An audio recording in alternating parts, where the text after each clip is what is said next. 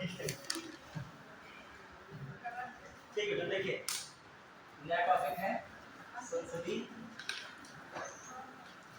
समिति।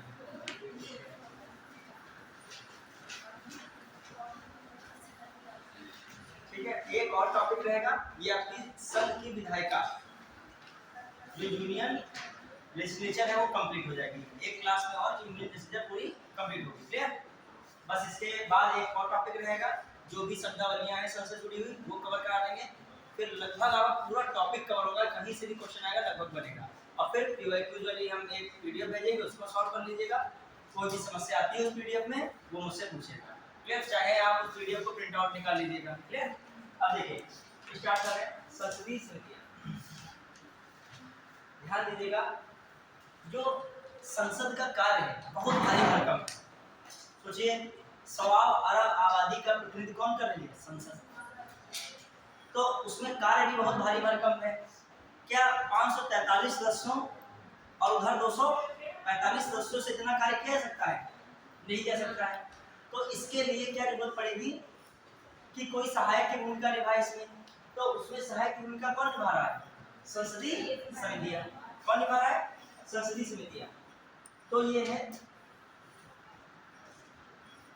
संसद के कार्य को आसानी से कर सके, कार्य है उसको क्या कर सके? आसानी से कर सके। तो ये कौन निभाएगा उसकी भूमिका? संसदीय समितियां। अब आइए देखिए संसदीय समितियों की जरूरत क्यों पड़ रही है। अच्छा एक चीज बताइएगा, संसदीय समितियां एकदम से कोई नई चीज नहीं आ गई। इसका जो प्रादुर्भाव हुआ, स्टार्टिंग हुई वो 1921 के बाद से, 1921 के बाद से। क्लियर?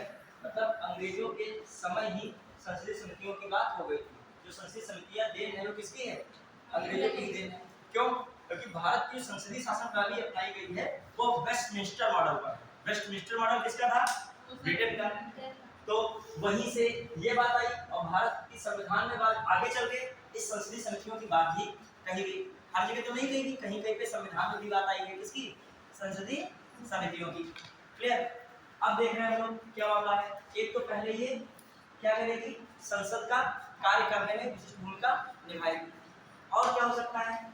जो संसदीय समिति होगी, संसदीय समिति ये जो होगी इसमें सदस्य होंगे, सदस्य या फिर क्या होंगे? निर्वाचित होंगे इसमें। ठीक है? या फिर क्या होंगे? सदस्य इसमें मनोनीत होंगे। क्या होंगे? मनोनीत होंगे। क्लियर? अब आ जाइए संसदीय समिति से लाभ क्या हो सकते हैं। लाभ क्या हो सकते हैं? मैंने कहा 1921 के बाद से संसदीय समितियों की बात आ रही है। ये ब्रिटिश मॉडल पर आधारित संसदीय समितियां हैं, मतलब ब्रिटिशर्स ने ही इसका इस्तेमाल किया था। फिर मैंने बताया संसद के भारी भरकम कार्य को आसान करने के लिए क्या काम कौन करेगा? संसदीय समिति करेगी। फिर मैं बता रहा हूँ संसदीय समिति में जो सदस्य होते हैं वो निर्वाचित होते हैं और मनोनीत होते हैं। और एक बात इसमें, मंत्री सदस्य नहीं होते हैं। क्या नहीं होते हैं? मंत्री सदस्य नहीं होते हैं। मंत्री सदस्य नहीं, मंत्री सदस्य नहीं। फिर इससे एक और इम्पोर्टेंट बात स्पष्ट हो गई, ज्यादातर मंत्री सदस्य नहीं होते हैं। देखिए मंत्री क्या होते हैं? सरकार की जो बातें हैं उसको आगे ले जाने कार्य करते हैं। तो मंत्री तो ऑलरेडी ही सरकार के बहुत सारे कार्य कर रहे हैं, तो इसमें और लोगों को उनको मौका मिलता है जो मंत्री इत्यादि नहीं भी हैं। फिर अब इससे लाभ क्या हो सकते हैं? संसद से क्या मतलब प्रॉफिट है, क्या लाभ है? मेंस में लिखने को आ जाए तो क्या लिख सकते हो आप? क्या लाभ है? कार्य को आसानी से कर सकते हैं। और एक चीज देखिए, कोई भी चीज होगी संसद में आएगी तो उसको इतने बड़े सदस्यों की संख्या से उसको क्लियर करना पड़ेगा। संसदीय समिति क्या होती है? छोटी होती है लेकिन प्रभावी होती है। छोटी होगी और क्या होगी? प्रभावी होगी। मतलब जैसे कहा जाए कि कोई चीज जो है प्रस्ताव है, पूरे कार्य से पूरे क्लास के एक एक लोगों से वो उसको कराया जाए, उसमें टाइम भी ज्यादा लगेगा और खिंच भी जाएगा वो कार्य। और इन्हीं में से कुछ योग्य उससे जुड़े हुए लोग हैं, उनकी एक समिति छोटी सी बना देगी, उनके माध्यम से करा लिया जाए, चीज क्या हो जाएगी? आसान हो जाएगी। तो छोटी होने के साथ साथ क्या होती है? छोटी होने के कारण संसदीय समिति क्या होती है? छोटी होने के कारण क्या होती है? प्रभावी होती है। प्रभावी होगी। ठीक है? फिर ये मेंस में काम आएंगे सब पॉइंट्स। ठीक है? मतलब आज डायरेक्ट थोड़ी संसदीय समिति बताने लगोगे प्राक्कलन समिति और फिर लोक लेखा समिति, फिर सार्वजनिक उपक्रम समिति सब बताने लगे मैं कृष्ण मेनन की सिफारिश पर ये है वो है। तुरंत ही भोजन दे दिया जाता है, तुरंत पहले कुछ व्यवस्था होती, नाश्ता होता है, वो स्टेप वाइज होता है, तुरंत दे दिया जाओ खाओ, पनीर और चावल रोटी सब्जी तुरंत खाओ, बैठोगे पहले कहीं पानी आएगा, कुछ व्यवस्था होगी कि नहीं होगी। तो जब कभी मेस में दिखाया पहले धीरे धीरे भूमिका बनती है, तब हम लोग मेन टॉपिक पे पहुंचते हैं। अब किसी को कुछ नहीं पता, मान लीजिए आपको संसदीय समिति बताने जुटे हो, वो कह देगा अच्छा इसका फायदा बताओ क्या होता है, तब तुम भूख हो गए, तुम बता ही नहीं पा रहे हो, कह रहे ये क्यों बता रहे हो, मैं बताओ ये फायदा क्या है इसका। तो फायदा में बेसिक बात क्या हो रही है, छोटी होने के कारण क्या होती है, प्रभावी है। और ये कैसे बता सकते हो, कोई चीज ज्यादा लोगों से गुजर के आएगी, टाइम भी ज्यादा लगेगा, उसका हॉटस्पॉट भी बन सकता है, इसमें क्या रहेगा जल्दी वो चीज हो सकती है। फिर आइए और क्या हो सकता है, इसमें ज्यादातर जो सांसद होते हैं उनकी सहभागिता भी होती है, क्या होती है, सांसदों की सहभागिता। किसकी सहभागिता होगी, सांसदों की सहभागिता भी होगी, सांसदों की सहभागिता। जो भी सदस्य हैं संसद के वो भी इसमें क्या ले सकते हैं, शामिल हो सकते हैं। जब होंगे तो एक लोकतांत्रिक मूल्यों को नहीं देखा सकता है कि। अब आइए दूसरी बात है, अनुभवी लोगों की भी जरूरत इसमें, मतलब कह सकते हो अनुभवी लोगों को भी इसमें शामिल किया जाता है। तो कुछ कार्य होते हैं वो सांसद नहीं जानते, मान लो क्षेत्र संबंधित है, तो अनुभवी लोगों को बाहर से क्या कर लिया गया, शामिल किया गया, या उनसे सुझाव ले लिए गए, तो उसका भी कार्य कौन कर सकता है, संसदीय समिति। अनुभवी लोगों को भी इसमें शामिल कर लिया जाता है, को भी शामिल किया गया, या उनकी सलाह की जरूरत पड़ी तो उससे ले ली गई। फिर आ रही और क्या फायदा हो सकता है, सभी दलों के इसमें सदस्य हो सकते हैं, सभी दल, अपोजिशन पोजीशन नहीं, देखो पोजीशन अपोजिशन कहना अलग चीज है, मतलब जितने भी दल हैं उसके सदस्य क्या हो सकते हैं इसमें शामिल हो सकते हैं, सभी दल के सदस्य, सभी दल के सदस्य इसमें शामिल हो सकते हैं, ठीक है, सभी दल के सदस्य शामिल हो सकते हैं, क्लियर, बढ़िया है। तो संसदीय समिति के आप क्या बता सकते हो, बेसिक कार्य बता सकते हो, ठीक है, बड़ा लाभ बता सकते हो, क्या है प्रॉफिट, क्यों ये बनाया जा रहा है, छोटी होने के कारण प्रभावी रहती है। फिर मैं कह दूं इसमें सांसद के लोगों की सहभागिता भी रहती है, अनुभवी जो लोग होते हैं अपने क्षेत्र के उनका भी सहयोग इसमें लिया सकता है। फिर मैं कह दूं इसमें सभी दल के क्या होते हैं, सदस्य होते हैं, और बहुत चीजें, बहुत सारी चीजों की गोपनीय होनी चाहिए, हर चीज 545 में बता के सॉल्व नहीं कर सकते, तो कुछ कार्य कुछ चीजें क्या होती हैं गोपनीय होते, तो गोपनीयता का भी कार्य करने में भूमिका निभाती है। जब आप किसी पद पे रहते हैं कहीं पे तो गोपनीयता की शपथ एक दिलाई जाती है, ठीक है, मंत्री में सब गोपनीयता की शपथ होती है, ठीक है। चलिए देखते हैं इसमें, अब आगे आ रहे हैं इसमें, तो देखा जाए संसदीय समिति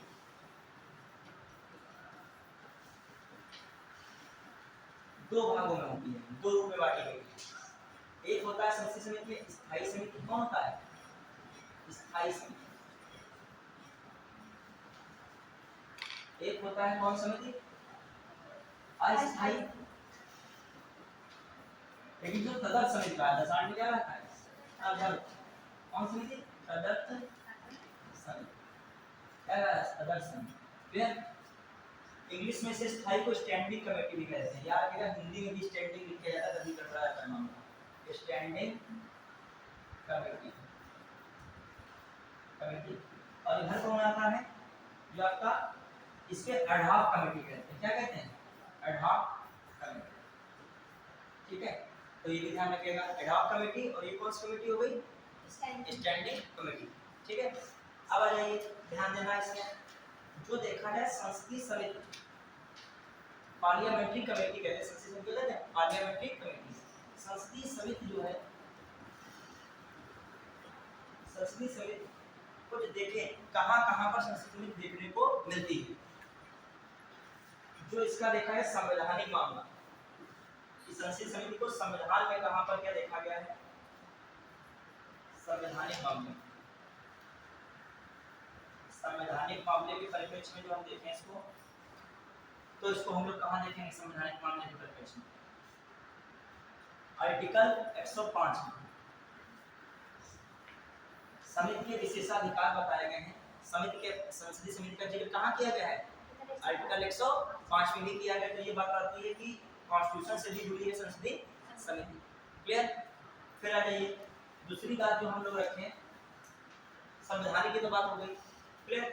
और दूसरी बात जो हम लोग रख रहे हैं संवैधानिक में ही, अभी इसी में रख रहे हैं संवैधानिक में। और क्या है, एक आर्टिकल बना है 344, 344, इसमें कहा गया है राजभाषा, राजभाषा आयोग, राजभाषा आयोग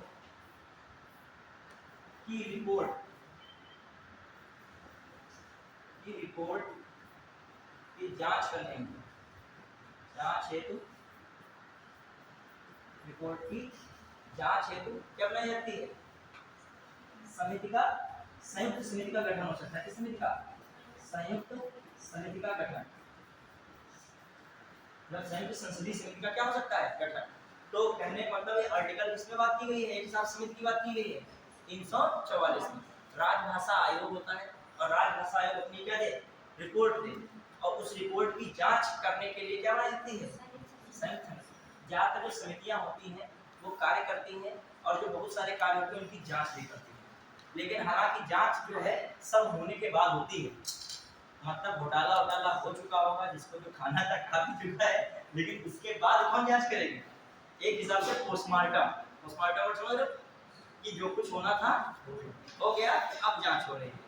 और ज्यादातर समितियों की जो सलाह होता है बाध्यकारी नहीं होती है, सलाहकारी जो इनकी अपनी राय देंगी वो क्या होगी, बाध्यकारी नहीं होती, क्या होती है, सलाहकारी होती है। पावर्स है लेकिन ऐसी पावर नहीं सब चीज बदल देंगे तुरंत, मतलब सुझाव देंगे, अब ये करना या न करना सरकार पे, सुझाव देंगे, ये बात होनी चाहिए, इन्होंने इस तरीके घोटाला किया है, ये नहीं कि घोटाला के लिए इनको ये सजा मिले, ये बता देंगे ये घोटाला होगा, समझने को भी कैसे क्या है। अब आइए, ये तो हमने बताया कौन है चीज, संवैधानिक है। संवैधानिक मामला कहाँ देखने को मिल रहा है, 105 में देखने को मिल रहा है, 344 में भी देखने को मिल रहा है। अब मैं कह रहा हूँ संसदीय समिति का वैधानिक कहाँ पे देखने को मामला मिला है, वैधानिक, वैधानिक कहाँ पे देखने को मिला है, वैधानिक का मतलब कोई अधिनियम से चीज है, किससे आई हो, अधिनियम से, ठीक है। अधिनियम से कैसे कोई आई हो, इसको देख सकते हो, ये यहाँ पे मैं लिख रहा हूँ अगला पार्ट कैसा इसको देखने को मिल रहा है हम लोगों को, वैधानिक, वैधानिक, वैधानिक में से क्या, एक आया था वेतन और भत्ते अधिनियम, संसद का प्रतिनिधि अधिनियम 1954, इसको इंग्लिश में भी लिख सकते हैं सैलरी, सैलरी एंड अलाउंस जो है, एंड अलाउंसेस, अलाउंसेस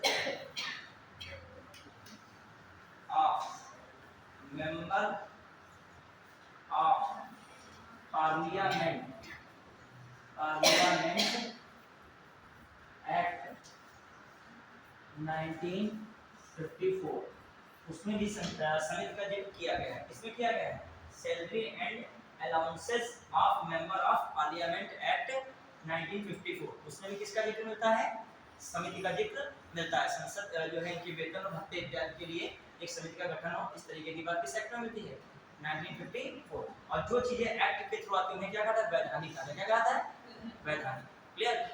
फिर आइए, जो संसदीय नियमावली के अनुसार देखा है, संसदीय कार्यों के रूप में देखा जाए तो आपको कौन सी समितियां देखने को मिलती हैं, खासकर विशेष रूप से संसदीय कार्य में, प्राक्कलन,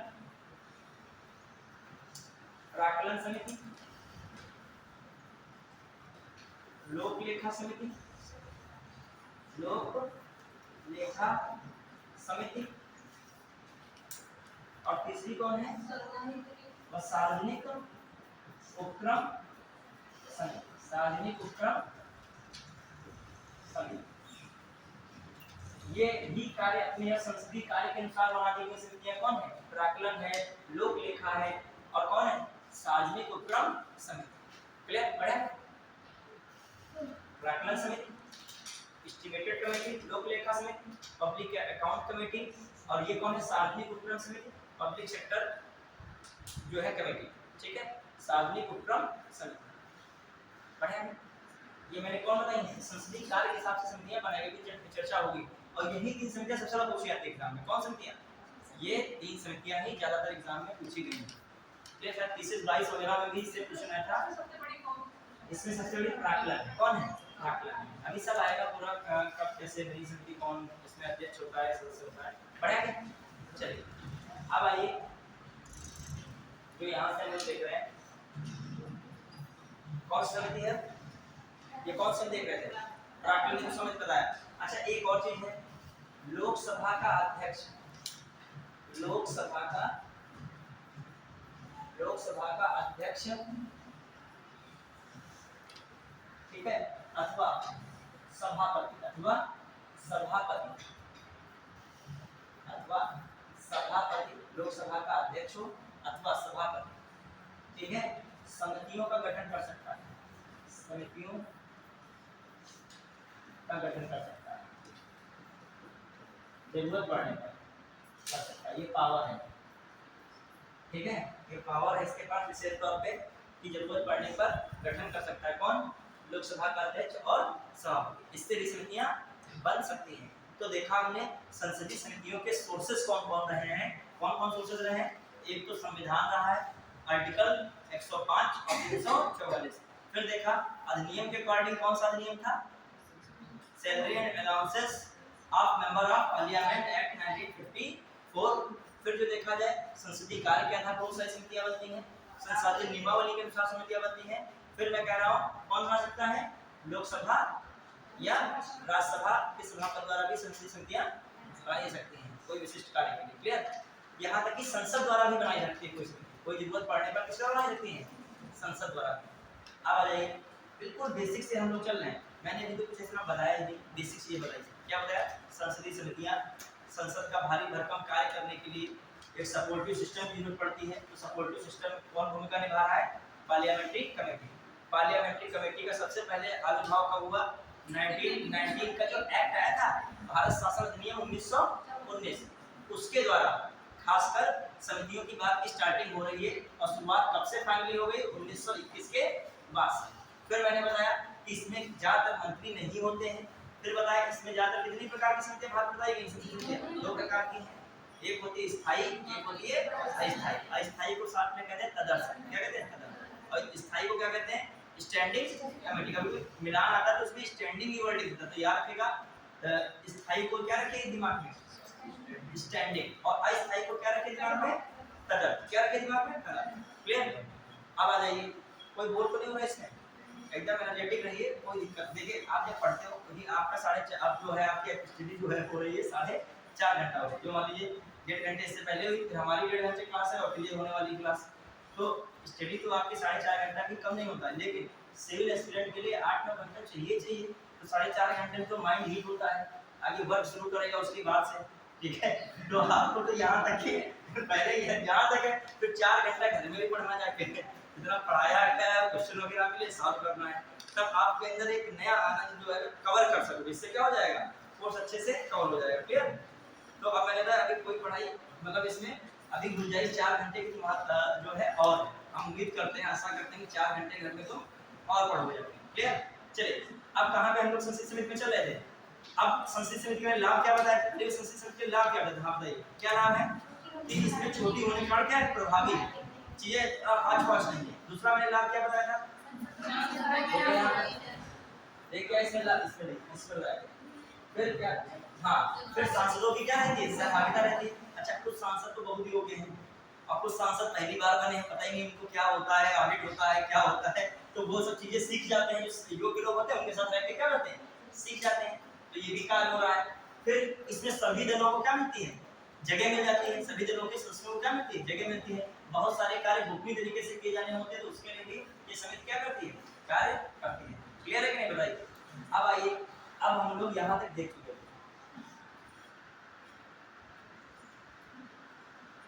हाँ अब आइए यहाँ पे क्या नाम था, अब 2 प्रकार की समितियां मैंने बताई थी। अच्छा सोर्सेस भी बताया तो दिमाग में आ ही गया होगा। फिर इसमें देखिए कौन है स्थायी समिति, कौन है स्थायी समिति, इसे क्या कह रहे थे इंग्लिश में स्टैंडिंग कमेटी। अब देखिए स्थायी समिति में क्या क्या बातें हैं इंपॉर्टेंट, जैसे स्थायी समिति में कौन कौन सी समितियां आती हैं बताया कोई नहीं। स्थायी समिति में कौन, एक आती है वित्त समिति, सबसे इंपॉर्टेंट जो होती है फाइनेंशियल कमेटी होती है, सबसे इंपॉर्टेंट कौन है फाइनेंस कमेटी, वित्त समिति बहुत इंपॉर्टेंट, वित्त समिति। और वित्त समिति में मैं 3 बनाए दे रहा हूँ, 3, इसी में कौन एक समिति है आपकी सबसे इंपॉर्टेंट समिति है वित्त समिति में लोक लेखा समिति, लोक लेखा समिति। दूसरी कौन है? प्राक्कलन समिति।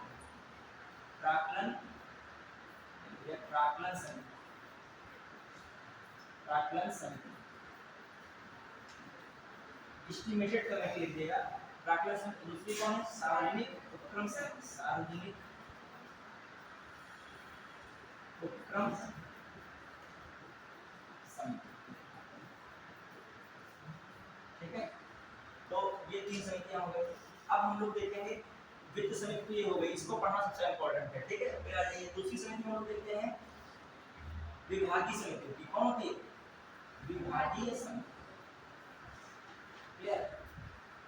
विभागीय समिति जैसे किसी भी मंत्रालय द्वारा इतना बजट मांगा गया सपोज है, तो बजट हमेशा अनुमान में होता है। बजट हमेशा किसमें होता है? अनुमान में आना और अनुमान में जाना। मतलब अनुमान में राजस्व कितना मिल सकता है और अनुमान में कितना बजट में व्यय हो सकता है, ये किसमें आता है?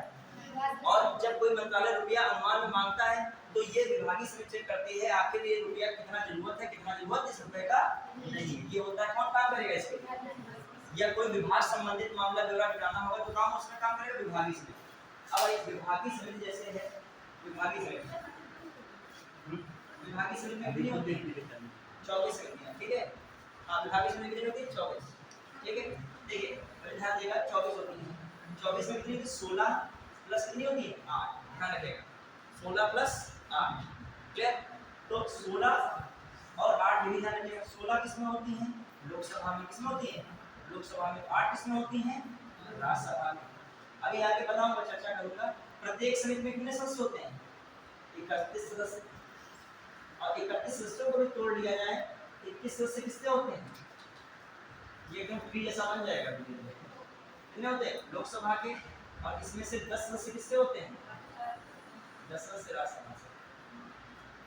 जो भी आज क्लास नहीं आ रहा है, हमारा नहीं कुछ बिगड़ेगा ना, जो आ रहा है उनका बिगड़ेगा, उनका लॉस होगा। ठीक है, क्लास आना, क्लास में रेगुलर रहना, पढ़ना ही आपकी जिम्मेदारी है। ठीक है, चलिए अब देखिए, ध्यान दीजिएगा। जब मैं पढ़ाता हूँ कई पुस्तकों से पढ़ना पड़ता है, आपको बच्चों 1.5 घंटे बहुत कुछ कवर हो जाएगा। बस क्लास में बने रहिए, बैठे रहिए बस। देखिए मैं कह रहा हूँ, एक समिति कौन हो गई? वित्तीय समिति। और दूसरी मैंने समिति कौन लिख दी है? विभागीय समिति। विभागीय समिति में मैंने बताया कितनी समितियां विभागीय? 24। कितनी है? 24। अभी और नहीं इसमें खींच रहा हूँ, ज्यादा हो जाएगा, अभी बाद में अलग से इसको बताऊंगा। ठीक है, ये तो बेसिक है। 24 में 16 किससे हैं?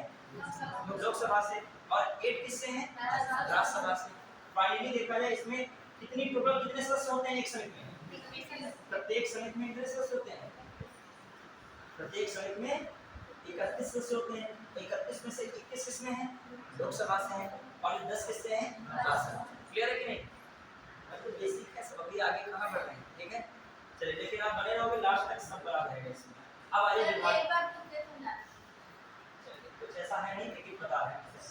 ध्यान देना, मैं कह रहा हूँ विभागीय समिति भी एक प्रकार से होती है। किसमें आती है विभागीय समिति? स्थायी समिति। विभागीय समिति में हमने बांट दिया कितने समितियां होती हैं? 24। वर्तमान में कितनी है? अब बताइए, 1993 में 17 थी। 1993 में कितनी बनी थी? 17। फिर 2004 से लगभग कितनी समितियां हो गई हैं? 7। इसमें और बढ़ गई, कितनी हो गई? 24। वर्तमान में कितनी पढ़ेंगे? 24। इसमें भी बता रहा हूँ 16 किससे हैं? लोकसभा से। और 8 किससे हैं? राज्यसभा से। फिर मैं बता रहा हूँ प्रत्येक समिति में कितने सदस्य होते हैं? प्रत्येक समिति में 31 सदस्य हैं। क्लियर? और 24 है, हर समिति में कितने सदस्य हैं? 31। और 31 सदस्य में बंटवारा गया तो 21 सदस्य किससे हैं? लोकसभा से। और 10 सदस्य किससे हैं? ये वनडे एग्जाम नहीं, ये पीसीएस एग्जाम है। पीसीएस में बिल्कुल हर चीज के पेज खोल दिया जाता है, फिर पेज कस दिए जाते हैं। ठीक है, संश्लेषण और विश्लेषण, सिंथेसिस एंड एनालिसिस, दोनों प्रक्रियाएं साथ साथ चलती हैं पीसीएस की पढ़ाई में। अब आ जाइए कहां पे लोग चले, ये वित्तीय समिति स्थायी समिति में है, 2 हो गई। और आइए परीक्षण, परीक्षण परीक्षण एवं नियंत्रण संबंधित समिति। परीक्षण एवं नियंत्रण संबंधित नियंत्रण समिति होती है। परीक्षण एवं नियंत्रण समिति आगे होती है। परीक्षण कैसी समिति होती है? नियंत्रण ही समिति होती है। और जांच समिति भी होती है। कैसी होती है? जांच समिति होती है।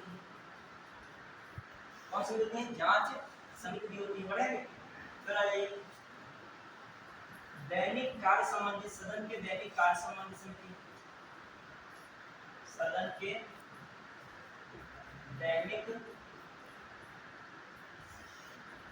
कार्य से संबंधित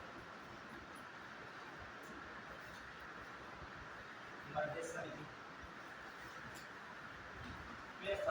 जो है सदन के दैनिक कार्य से संबंधित समिति। और फिर एक और समिति होती है सदन सेवा या सदस्य से संबंधित समिति, संसद सदस्य से संबंधित समिति।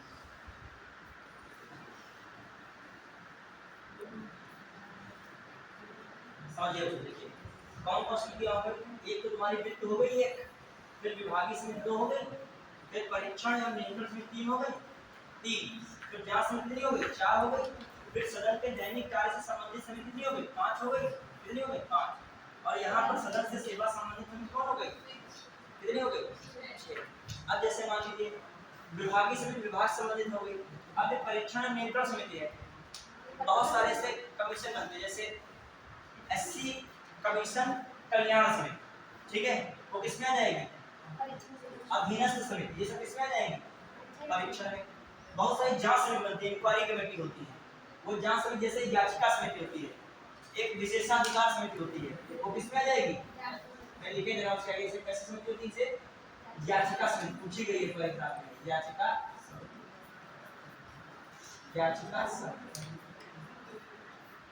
तो याचिका समिति हो गई। फिर जो हम कहते हैं विशेषाधिकार समिति, कौन सी, विशेषाधिकार समिति, ये किसमें सब आ जाएगा, जांच समिति में, किसमें जाएंगी, जांच। अब आइए जैसे मान लीजिए सदन के दैनिक कार्य से संबंधित नियम समिति जैसी होती है, नियम समिति किसमें जाएगी, नियम समिति, दैनिक कार्य संबंधित समिति के अंतर्गत कौन आती है, नियम समिति। तो सदन सेवा सदन सदस्य समिति से क्या होती है, इनमें जैसे पुस्तकालय समिति,